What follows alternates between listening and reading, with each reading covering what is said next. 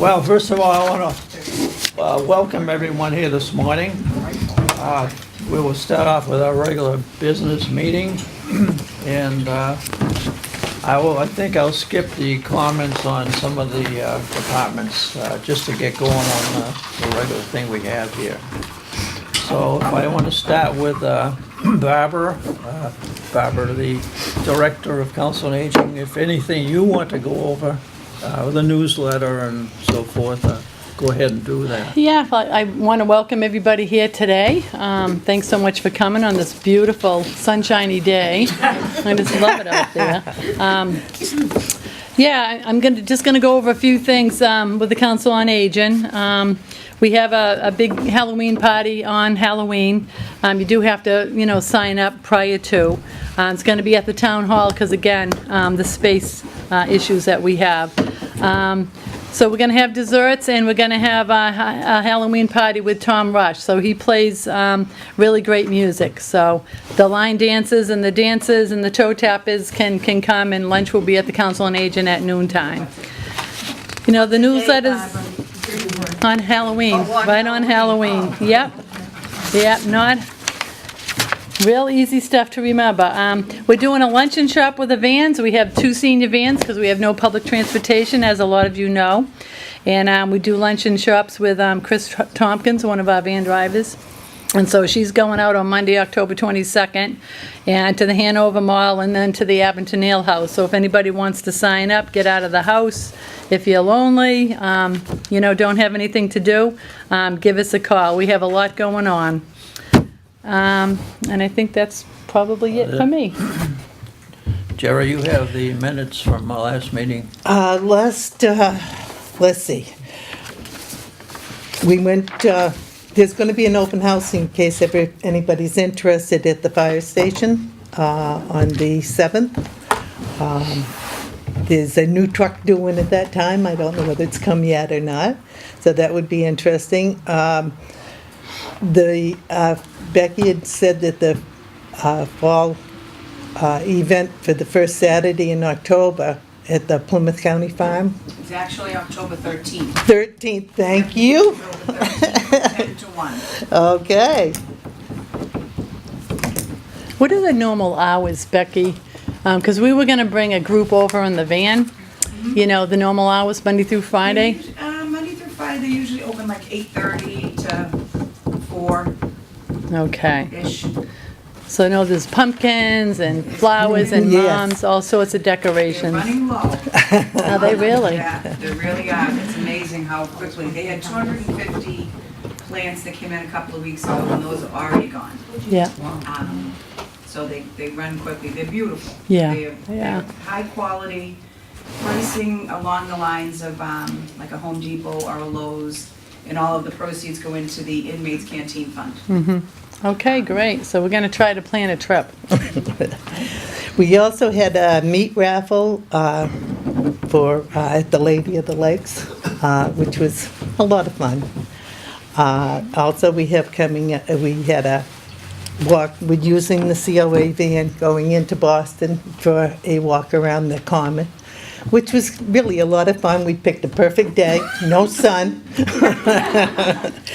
And also I wanted to remind people that we have the File of Life that we have, that you can put a little card on your windshield. You have a folder you can put in, and for any problems you might have, that if there is anything wrong, you'll be able to help you.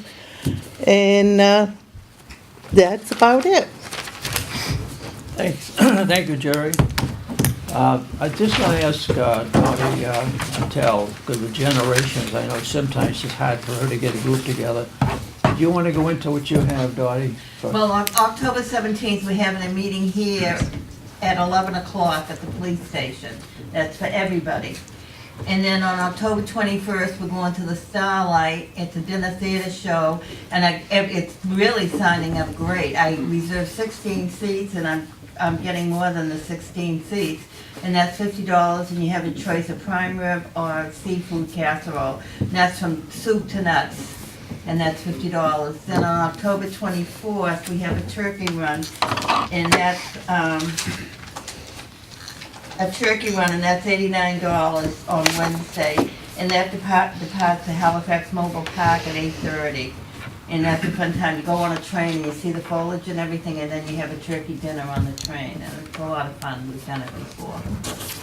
So that's what we got. So you had a good group this last one, didn't you? Yes, we went to, I can't remember where I went, but.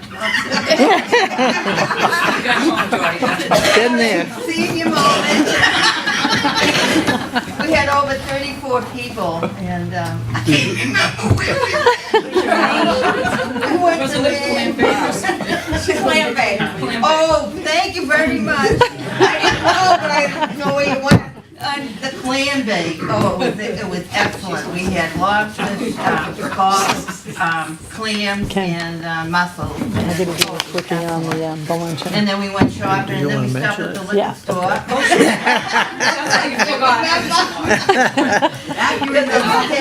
It's tax free up there, so anyway. Well, you were actually there? I was here. Okay. Believe it or not. Okay, Don, as long as you had a good time We too. did, I had a good time. The only thing I have, Barbara mentioned the other day, and I think we should get into it. This will be after the holidays and sometime next spring. We're looking into having a business expo, and that's what I call it, a business expo, and have a large one. We'll look for a large place we can go and have it during the weeks where everyone can come, because there's a lot of people that would like to go to and participate, but because it's on a Saturday, they don't want to do it. So we're going to be looking into some place, a large place, and have a large business expo, so that there'd be many people that could come and have their for all the vendors.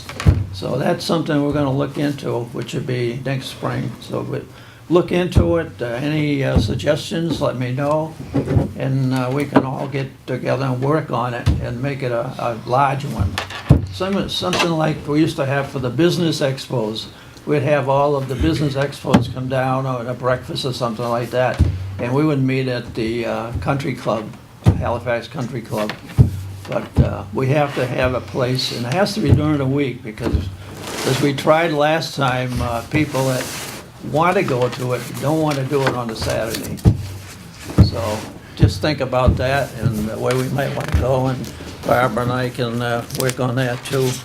Good, and I just have a quickie too. I almost forgot. The district attorney has invited us to the annual luncheon, 10 people from the Triad here in Halifax. So we've started to work on that. It's going to be at Barrett's Ale House on October 12th, on a Friday. So I know some of you have been invited, and so I just wanted to put that out to you, that it's always a great luncheon, great speakers, and great information. If we can get the people just to not talk while the speakers are talking, then we'll be doing really well, but Birthday parties. yes. There was a birthday cake going That, on. oh, that's right, yeah. In the middle of the speaker, yeah, so I know. That's what the senior population, right? It's fun. Other than that, you're all set? Yep, I'm all set. Other than that, I won't go into anything else, because I'm fortunate to have a speaker this morning, the Plymouth County District Attorney, Tim Cruz. I never thought I'd get him as a speaker, because we always go to him to speak when he has one, so. You can move up here. Here. Yay. Thanks, Ken, appreciate it. And I'm going to be quick, because I'm actually just introducing somebody else from our office who's going to talk about one of the specific things that we do. But I just want to say thanks for having us here in, can you guys get up? Yeah. In Halifax, to your Triad. I love coming to the Triads. You know, we've got them now in 8 different communities here in Plymouth County, and I know there's a bunch of other ones that are trying to get going again. Plymouth is starting theirs up again, and I was down in Mattapoisett last weekend. I know Mattapoisett, Marion, and Rochester are trying to put together a tri-town thing, which they do quite a different things. So I really think it's important for people to come out and see what law enforcement is doing. I want to thank Chief Broderick and the Halifax Police for the great job that they do here in the town, and making sure that everybody remains safe. And that's really what we do in the DA's office, and what I've had the privilege of doing for the last 17 years here in Plymouth County, where I was born, where I was raised, where I raised my family, and it's personal to me. this job and our job of what we're doing here. And in the DA's office, sometimes I think maybe you see things that occur that you might read it in the newspaper, or you might see it on television, or whatever. But really, it's really a very diverse group of individuals who are dealing with all the crime that occurs here in the county. And every year in Plymouth County, we have roughly 18,000 criminal cases that emanate from the 27 communities that we have, City of Brockton and the 26 other towns that are all working together. The good news is that everybody's working together. The bad news is that's a lot of crime. So we have to deal with all those different cases as they pop into the 4 different district courts that we have in Plymouth, Wareham, Brockton, and Hingham. And they go to the appropriate jurisdictions. And we deal with those cases as they come in. And sometimes they're relatively mundane cases. And sometimes they're very serious cases. Whether it be, we handle everything from trespass to homicide. And as soon as, when people always, you see things on TV sometimes, and you see the federal authorities, they deal with federal crimes. We deal with state crimes.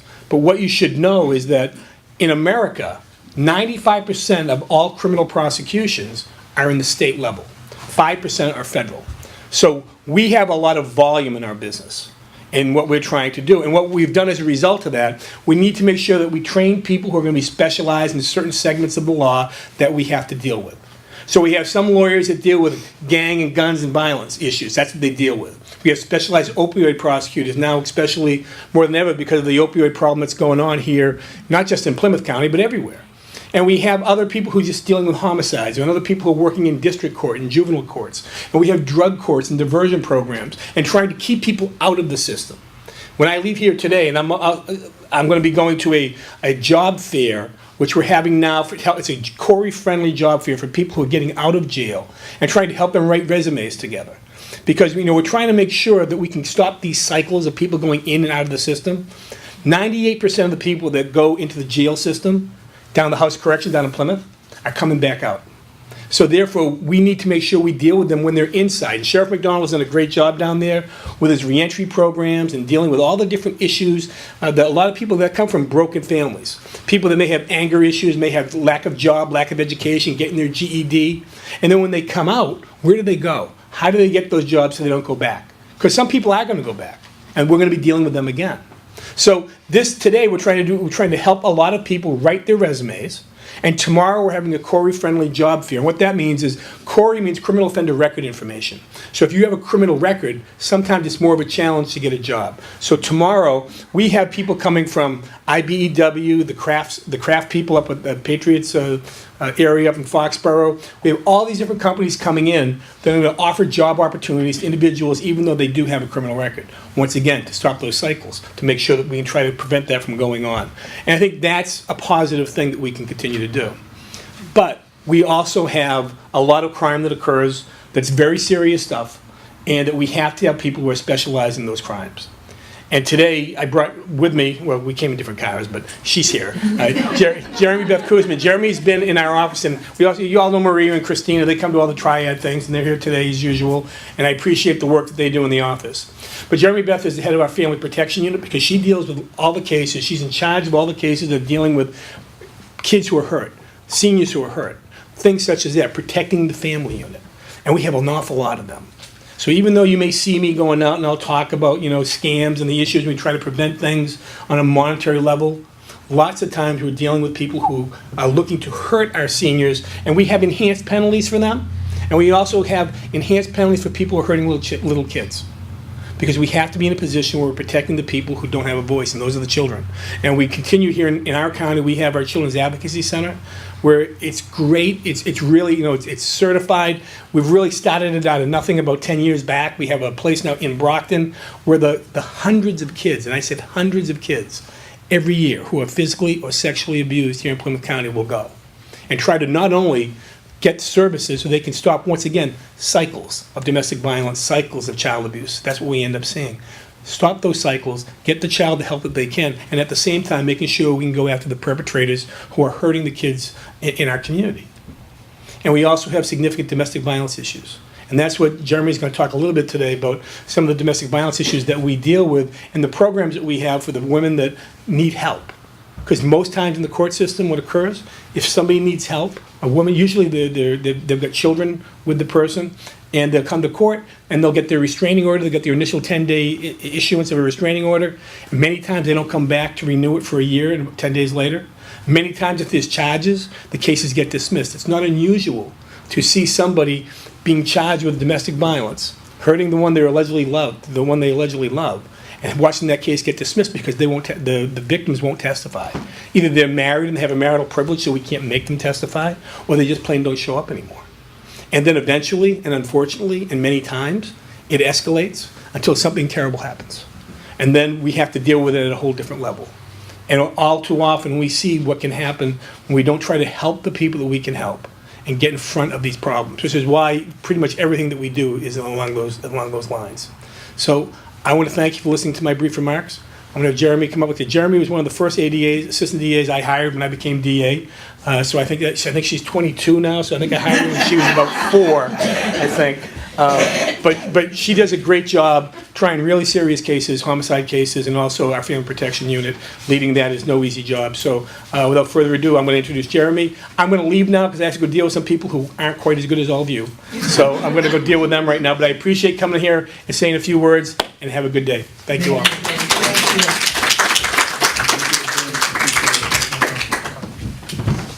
Hi, everybody.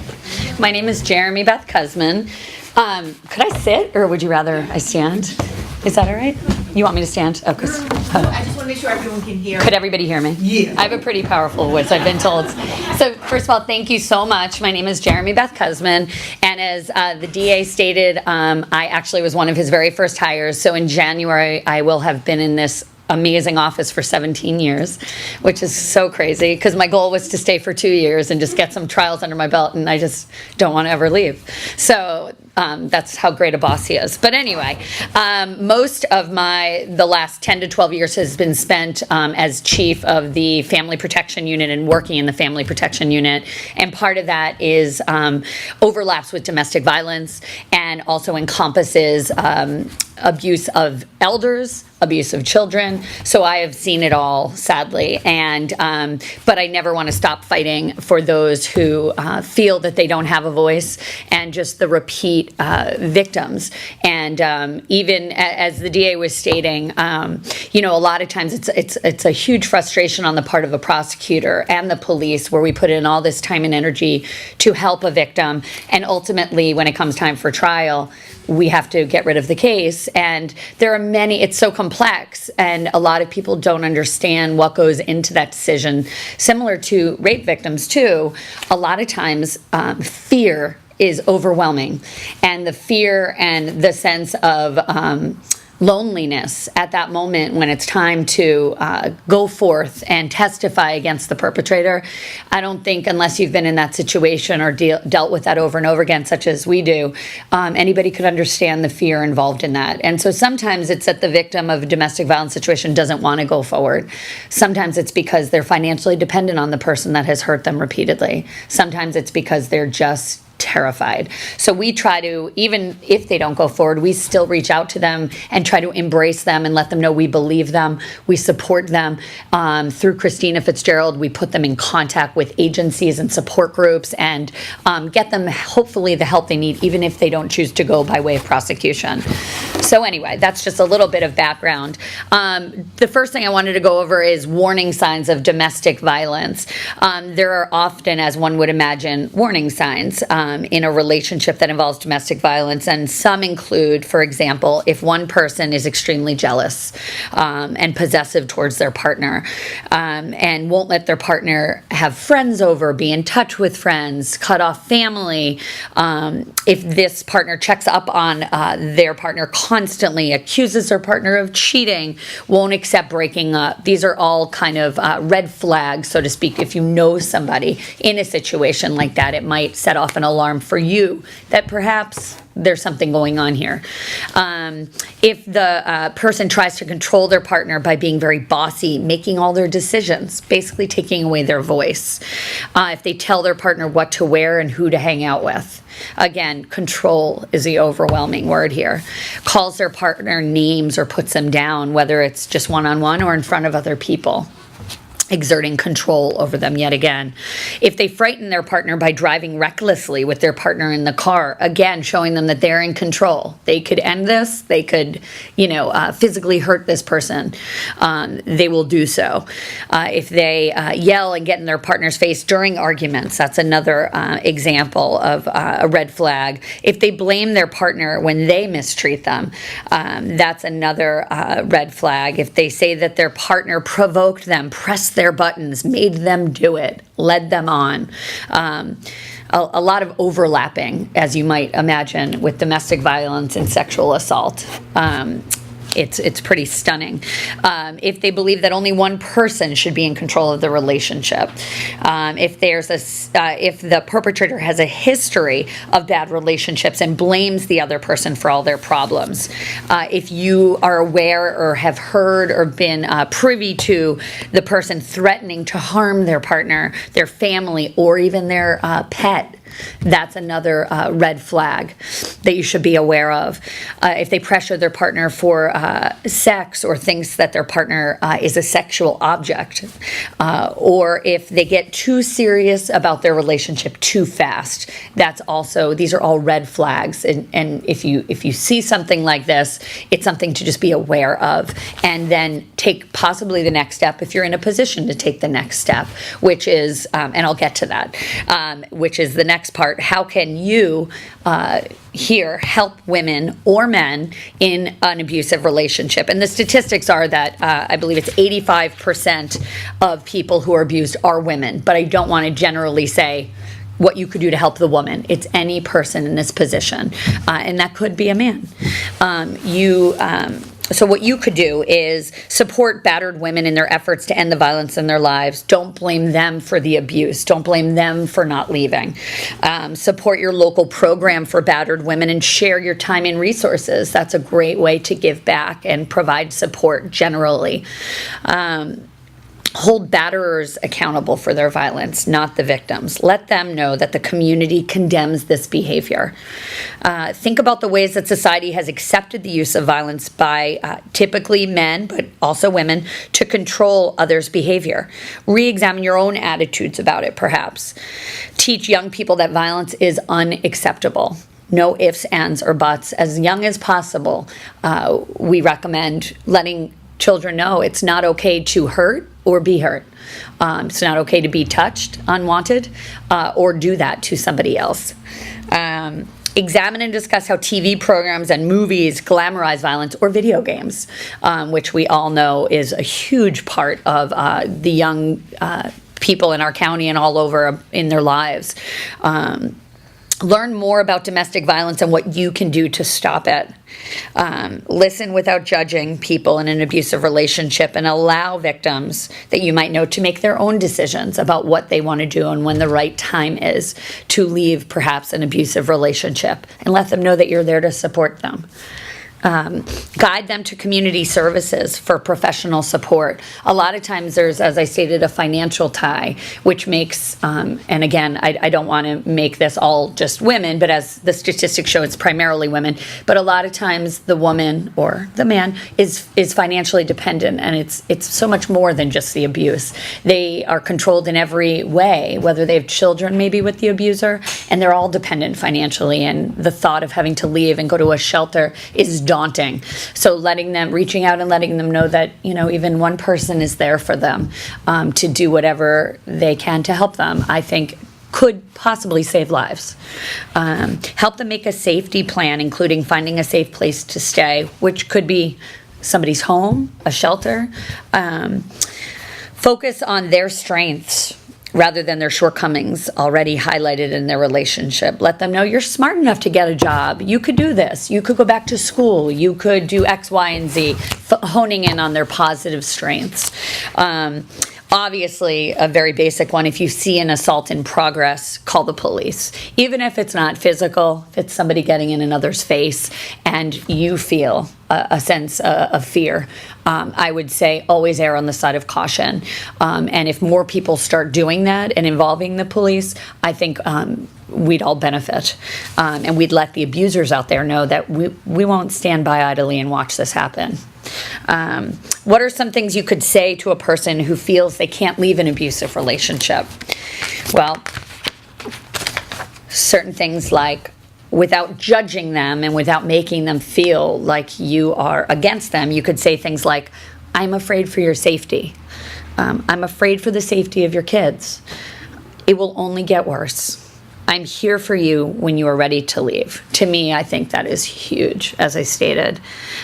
Just to go over some statistics about domestic violence, as I stated earlier, 85% of the people who are abused in this country are women. Abusers come from all walks of life. You can't, you might see a finely dressed individual walk into the room, a businessman, for example, who, seems very put together. You just don't know. You don't know if they're an abuser in the home. You don't know anything, really. You can't really judge a book by its cover. Only 1 in 10 women report the abuse to police. Think about that for a minute. So 9 out of 10 women are being abused and say nothing to anybody. That's why education is so important. Domestic violence is the leading cause of injuries to women ages 14 to 45, more than car crashes, muggings, and rapes combined. Lastly, what kind of work are we doing here at the DA's office to combat domestic violence? Well, we're trying to obviously change the statistics that I just referenced. We get out in the public more, and people feel we are more accessible as a result. We hope more people report, and we can then therefore hold abusers more accountable for their behavior. Education, as with so much, is the key to so many problems and ending violence against people in general, whether it be children, elders, or anybody. Educating the community about domestic violence, what it looks like, and how to help themselves or someone they know in need.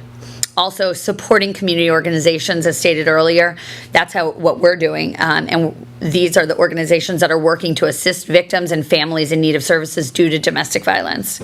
And lastly, prosecuting cases involving domestic violence on all levels of the office, from district court up through superior court. And we have been known to indict the more serious domestic violence cases, and we seek tough sentences when the person is convicted. And that's a clear message to people out there that we will do something. If you tell about the abuse and charges issue, we will do everything in our power, just like any child abuse case that I typically handle, to make sure that the abuse is known and the abuse is penalized so it doesn't happen again, which sends a clear message not just to that abuser, but to everybody else out there. Just so you guys know, we do have 4 different phone numbers of people and agencies you could access if you know somebody who could use the help. I'll make these numbers available. I don't think anybody is taking notes necessarily, so I don't want to bore you with the phone numbers. But Christina has access to these numbers. I believe they're available on our website as well. But these are numbers for A New Day, Family and Community Resources, South Shore Women's Resource Center, as well as the National Domestic Violence Hotline. So that's about it. Does anybody have any questions or comments or anything they'd like to say? No? Well, thank you all for listening. This is the first time I've gotten to address such a lovely group of people. Usually it's children and violence, but thank you all. Thank you.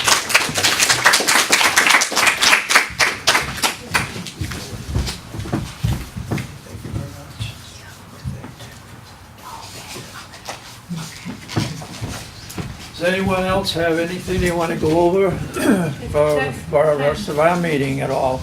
I was just gonna. Barbara? Ted, he's our police chief. How prevalent is this in our town, our little town? Unfortunately, probably way more than you want to know. On the domestic violence side, we probably get 2 or 3 calls a week for incidents. Fortunately, most of those aren't violent, physical, but they could be classified as the abuse side. Just to reiterate what was said, the people that come for help, the women and sometimes men that actually seek the help are the ones that make out the best. It's the ones that refuse the help or are afraid to get the help that we see are repeat callers. So the programs work, the programs help.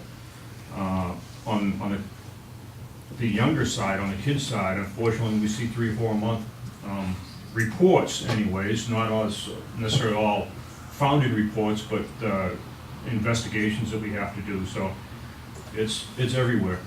So are we able to give them any of these hotline numbers or any of that information? Oh, absolutely, especially on the domestic violence side, they're given a packet, everybody, no matter what level of violence or domestic that we think it is, we have an envelope with all the resources, all the phone numbers.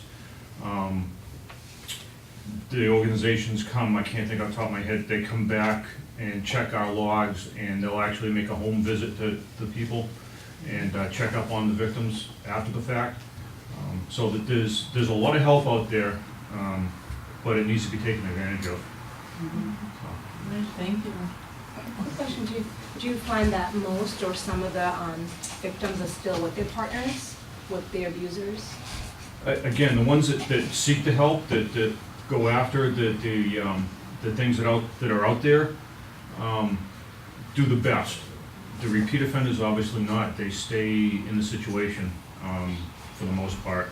So, yeah, it's the ones that we get the repeat calls on are the ones that don't seek the help, that stay in the situation that's causing the problem. So. And you don't hear them, or do you hear any feedback from any of the officers or the person who takes the call as to possibly why they stay? Oh, I think there's been, the research has been done for years and years, and it's out there. All the same reasons that we were just told, Okay. The fear mostly, fear of many things, of money, of a place to live, of a change, kids that are involved. So that there's a whole gamut of emotional issues that go on here, so it's tough. Just to add to that, I just wanted to say that the whole child piece to it is so daunting because, as we all know, typically when kids are exposed to certain things at a young age, especially repetitive, damaging, violent things, for example, witnessing their mother repeatedly get abused, they begin to think, they begin to get angry, and they begin to think that that's normal. And then lo and behold, it's these children that we then are prosecuting who sadly, their parent never got out of that situation for their own reasons without judging. And then, they never knew that that is not okay. And they too don't need to act this way when they're angry. So it's a scary, repetitive kind of domino effect, if you will. There's a young lady, she goes around the county and speaks. She opened up her own nonprofit, and she became a victim as a result of watching her dad abuse her mom throughout their relationship, and her 2 brothers became abusers. So just to give you some statistics.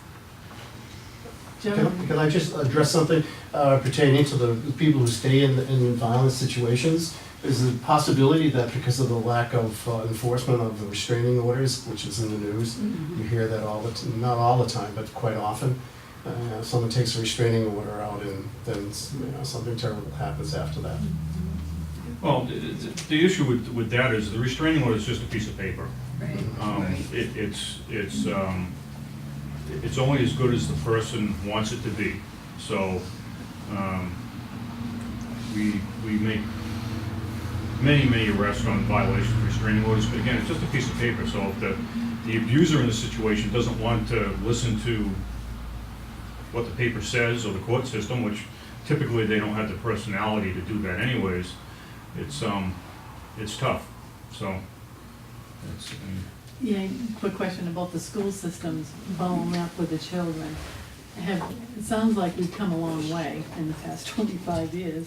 How are the towns around here as far as following up with the children with domestic violence and the social workers and all that? Do you have any feedback So on there's that? definitely a lot of education going on. I'm forgetting the name right now of the. Adverse Childhood Experience. It's a program that will speak to educators, to the signs to watch out for, when a kid is acting up in school or there's bullying behavior, something might be going on in the home. In fact, some of the police departments in our county, they have programs where there's certain officers that if they hear that a bad domestic violence incident went on the night before. They check in on the kids in school. Again, just, everything's confidential. They, they're not giving out private information, but, they want to be there for the kids. And if any bad behavior is going on, if kids aren't doing their homework or, excelling in school, there may be reasons other than you would first think about because things are going on at home. So there's definitely a lot of education going on, but they're also we're kind of in the process of addressing angry behavior by youngsters, in dating relationships as young as, intermediate school or junior high school or whatever, before they even get into high school, when they start dating, knowing what is unacceptable behavior and acceptable behavior. And I think that the trend is just education. Similarly, just to pull into this, the mandated reporting, which is basically all educators are mandated reporters. So if they have heard, not that the child was abused, but the child was privy to or witnessed an abusive situation, they are mandated to report that, because any mandated reporter has to report the abuse or neglect, and it's neglectful to have your child witness abuse. They must file a report. So oftentimes a child could potentially, if the mandated reporter is doing their job, child could be saving the life of their mother, for example, because just by telling a friend who might then tell a guidance counselor, the guidance counselor files a 51A report with DCF. DCF has to follow up with an investigation, and that investigation might ultimately lead them to involve our office and the police, and then we investigate it, and hopefully at that point the abuse ends. So that's another. That also triggers on our end whenever we go to a domestic and there's a child in the house, we have to file Exactly. what we call 51A, and that's a report to the people to follow up with the kids after the fact. So there's a lot in place. There is. Yeah. Is there any other questions? Well, a test will be in a half an hour. Well, thank you very much, Chief, for coming, and we thank you very much for the people from the DA's office. It's just unusual that we could get all of you together, including Tim. So thank Tim for taking his time, and we appreciate all of it. And as usual, we appreciate all that you do during the time, too. It's not just the meetings we have, it's throughout the year that you do a lot of things for the Council on Aging in generations and having these meetings. So we appreciate it all. Thank you very much. I just want to remind everyone for the festival, the Fall Festival, October 13th, Saturday, 10 to 1, totally free. T-shirts while they last to the kids in the morning, crafts for the kids, the reptile show with snakes and stuff. There's a reptile show, it's 10 to 1. There's a reptile show, hay rides, weather permitting, touch a truck, there's all trucks set up for the kids to touch. And of course you can buy the plants as well. It's a great day, it's free to the public. There's a petting zoo, the kids can feed the goats and chickens and whatever else is in there, alpacas, and I'm not a big animal person, in case you can't tell, so I'm not sure what the animals are that are there, but it's a great take, and it's all free. The reptiles are not loose, are they? No, but they always set up right beside me. No matter what. They seem to set it, no matter where I place myself, they're beside me. Okay, well, thank you very much. And our next meeting is going to be on November 6th here at the station. At this point, I don't have a person who will be a speaker, but I'll be working on that. And if anyone here knows of someone or wants to have their position to speak, let me know. Election results. Let me know, or let Barbara know. We're always looking. Chief? Maybe a good opportunity for the new chief to come in and talk. I won't be here next month. So we'll have a new guy in place by the 1st of November, and maybe it'd be a good time for him to come in and introduce himself. Could you set that up for me? I'll bring him up Yeah. and introduce him. Do we know? You know, I mean, we can't say who it is yet, right? No, they're still going through the process. Yeah, So it'll be a okay. couple of weeks Yeah, before we know. that's fine. All right, then that'll be November 6th, Chief, if you want to put that on. Yeah, don't forget to remind me. I'll put it on my calendar. I'll tell Joe to It's already remind given you. you time to Thank you for that. Can I just say something? I tried to send out an internet thing. I don't know what happened. I goofed on the first one. My computer sent it out before I was done. Oh, sure. And then I redid it again, and I don't know if it got out or not, and I apologize for that, but I'll try and be more careful. How many people got it? Yes, I didn't. Because I got it. because that's why you got it, Did. and I got it, so. First went to junk You guys, mail. I don't know. Well, when did you send it? I got something a while ago. Yes, I got over a week ago. Yeah, I got that. And yours always comes back and says That it you doesn't didn't- do it. I know, but it does. But you do get it. So I apologize. I did send them out, and I'll double check the emails and everything. But you're gonna get fired if you can't figure out.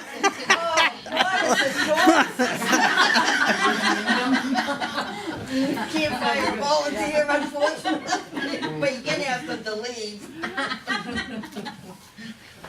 I'll try to do Okay, that. thank you very much. And we'll see you in November.